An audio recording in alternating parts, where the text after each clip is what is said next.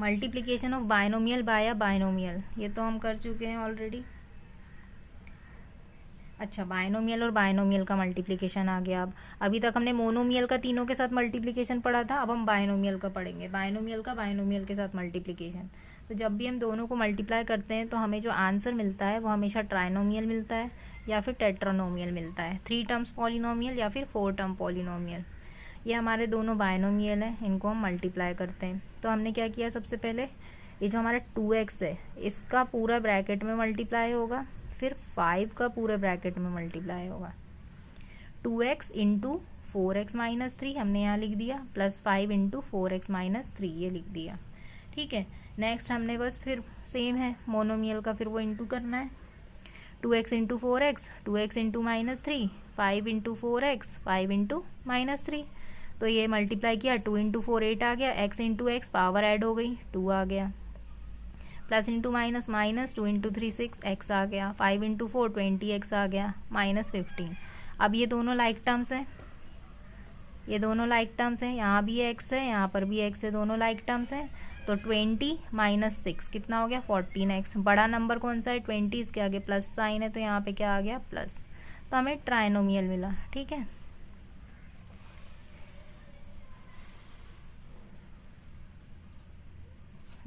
Next है, इनको जब हमने मल्टीप्लाई किया तो यहाँ पर कोई भी हमें लाइक टर्म नहीं मिला है लास्ट में, तो हमें टेट्रानोमियल मिला है, 4 टर्म्स मिले हैं, है ना। एक टर्म को 2 से मल्टीप्लाई किया 2 टर्म्स मिले, फिर दूसरी टर्म को 2 टर्म से मल्टीप्लाई किया फिर 2 टर्म्स मिले। अब कुछ भी ऐड या सब्ट्रैक्ट नहीं होंगे क्योंकि ये सभी अनलाइक टर्म्स हैं। एक्स स्क्वायर यहाँ पे कहीं नहीं दिख रहा, एक्स के साथ वाला एक्स कहीं नहीं दिख रहा, एक्स वाई कहीं नहीं दिख रहा, वाई वाला टर्म दूसरा कोई नहीं है।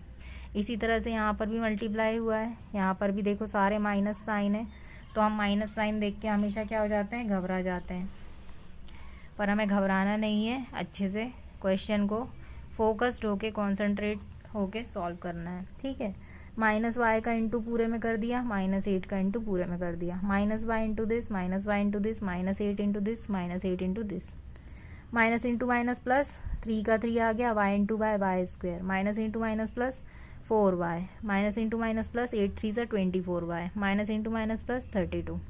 ओके, इस तरह से हमारा ये आंसर आ गया। नेक्स्ट इसमें भी हमने यही मेथड किया है। नेक्स्ट, अब यहाँ पर ये दोनों हमारे सेम पॉलिनोमियल है ना, सेम पॉलिनोमियल है, एक्स प्लस वाई। तो इसमें तो बीच में हमें क्या मिलेंगी, हमेशा ये दोनों लाइक टर्म्स मिलेंगी। जब भी हमारे ये बायनोमियल सेम होंगे तो हमेशा यहाँ पे बीच में ये 2 टर्म्स मिलेंगी जो कि सेम रहेंगी, लाइक टर्म्स रहेंगी। तो ये एक्स वाई क्या हो गया 2xy। इसी तरह से यहाँ पर भी दोनों सेम टर्म्स थी तो हमें यहाँ पे क्या मिली, यहाँ पे बीच में ये लाइक टर्म मिली है, तो ये दोनों ऐड हो गई, माइनस माइनस प्लस होता है, 6 + 6 12 और माइनस है दोनों टर्म्स में, तो यहाँ पर भी क्या आ गया माइनस, एक्स वाई का एक्स वाई आ गया। ओके, सो ये हो गया हमारा मल्टीप्लिकेशन। नेक्स्ट आ जाते हैं हम multiplication of binomial by trinomial. अभी हमने बायनोमियल और बायनोमियल का मल्टीप्लिकेशन देखा था, अब हम multiplication of binomial by trinomial. जब भी हम दोनों को मल्टीप्लिकेशन करते हैं तो या तो हमें पेंटानोमियल मिलता है या फिर हेक्सानोमियल, 5 टर्म पॉलिनोमियल, 6 टर्म पॉलिनोमियल या फिर बायनोमियल, या फिर कुछ और भी मिल सकता है ट्राइनोमियल वगैरह, तो क्वेश्चन पे डिपेंड करता है।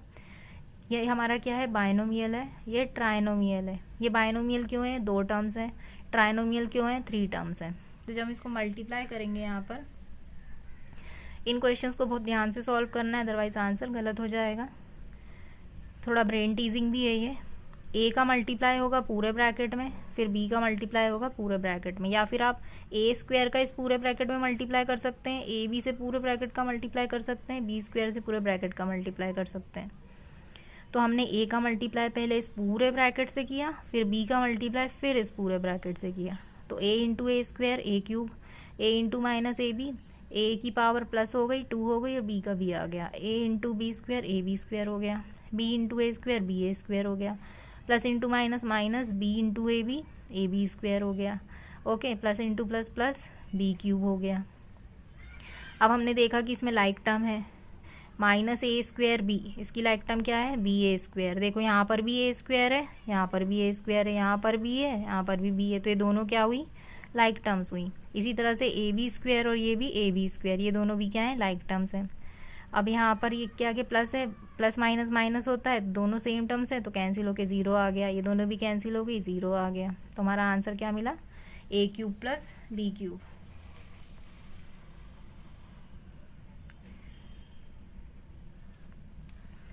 नेक्स्ट है, अगर ये हमारा बायनोमियल बाद में लिखा हुआ है तो हम क्या कर सकते हैं, इस तरह से भी मल्टीप्लाई कर सकते हैं। -8 का इंटू पूरे ब्रैकेट में कर दिया 2 + z में, p का इंटू कर दिया 2 + z में, -z का इंटू कर दिया 2 + z में, मल्टीप्लाई किया, आखिरी में जाके हमें इस तरह से सॉल्यूशन मिल रहा है जिसमें कोई भी टर्म लाइक टर्म नहीं है। यहाँ पर pz है तो यहाँ पर हम और आके क्या कर सकते हैं, -16 -10z, इसकी लाइक टर्म क्या है यहाँ पे, plus pz plus 2p -z², है ना।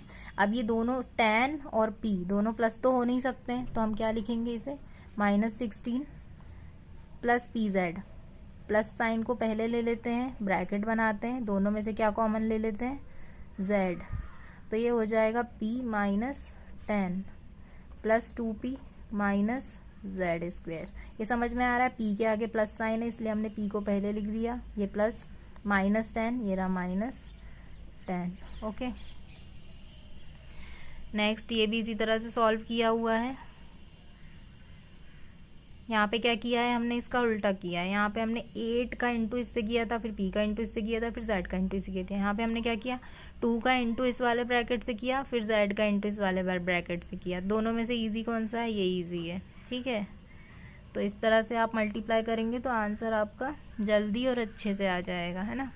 यहाँ पर भी इसको सॉल्व कर लेते हैं, सेम ही आंसर आएगा, -16 प्लस pz। और हाँ, ये बात ध्यान रखना है कि जब भी आप कोई भी टर्म्स को प्लस या माइनस करते हैं तो आप प्लस वाला टर्म पहले लिखिए। जैसे कि ये दोनों लाइक टर्म्स हैं तो लाइक टर्म्स में हमेशा प्लस वाला टर्म आपको पहले लिखना है, फिर माइनस वाला टर्म लिखना है, प्लस 2p -z²। अब ये दोनों में से क्या कॉमन आ रहा है, z कॉमन आ रहा है। p और z को, p और 10 को हम प्लस या माइनस नहीं कर सकते तो उसे हम एज इट इज़ ब्रैकेट में लिख देते हैं। -16 प्लस ब्रैकेट बनाया, z कॉमन लिया, प्लस 2p -z²। तो यहाँ से ये क्या मिल गया हमें, p -10। नेक्स्ट ये एग्जाम्पल है,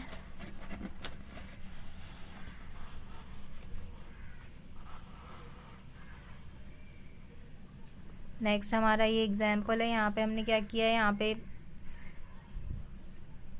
0 से मल्टीप्लाई किया तो हमें क्या मिल जाएगा, 0।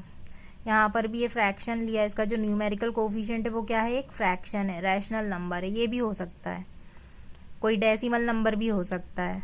तो यहाँ पर ये इसको मल्टीप्लाई किया, हाफ x का इंटू पूरे ब्रैकेट में किया, फिर 2/3 का पूरे ब्रैकेट में किया। तो हमने जब मल्टीप्लाई किया तो हमने देखा कि ये दोनों लाइक टर्म्स हैं, तो ये दोनों को हमने प्लस कर दिया तो 7/6 आ गया। ओके, तो इस तरह से हमने सॉल्व किया। Next, multiplication of trinomial by trinomial. जब भी हम ट्राइनोमियल का मल्टीप्लिकेशन, वही सेम प्रोसेस है, वही हमारा आंसर आएगा। आखिरी में ये इसका मेन जो रिजल्ट है इस पे फोकस करना है कि जब भी हम मोनोमियल वन टर्म और वन टर्म को मल्टीप्लाई करते हैं तो हमेशा हमें वन टर्म ही मिलेगी, मतलब इसका स्क्वायर हो गया। और जब भी मोनोमियल बायनोमियल, मोनोमियल में वन टर्म होती है, वन टर्म इंटू 2 टर्म करेंगे तो बायनोमियल मिलेगा। इस तरह से हमें ये पैटर्न मिल रहा है यहाँ पे। तो अगर आपसे कोई पूछे कि ट्राइनोमियल का इंटू करने पे आपको कितने टर्म्स मिलेंगे आंसर में, तो आप बोलेंगे 9 टर्म्स मिलेंगे। आपने 3 टर्म्स और 3 टर्म्स का मल्टीप्लाई किया, 9 टर्म्स। इसी तरह से अगर n टर्म्स और n टर्म्स का मल्टीप्लाई करेंगे तो आपको n² टर्म का पॉलिनोमियल मिलता है। अगर आप बायनोमियल का इंटू करेंगे तो आपको आंसर में कितने टर्म्स मिलेंगे, 4 टर्म्स मिलेंगे। ओके, तो ये हो गया है मल्टीप्लिकेशन। नेक्स्ट क्लास में हम लोग आइडेंटिटीज़ के बारे में पढ़ेंगे, तो इसमें आपको बहुत प्रैक्टिस करना है। Thank you.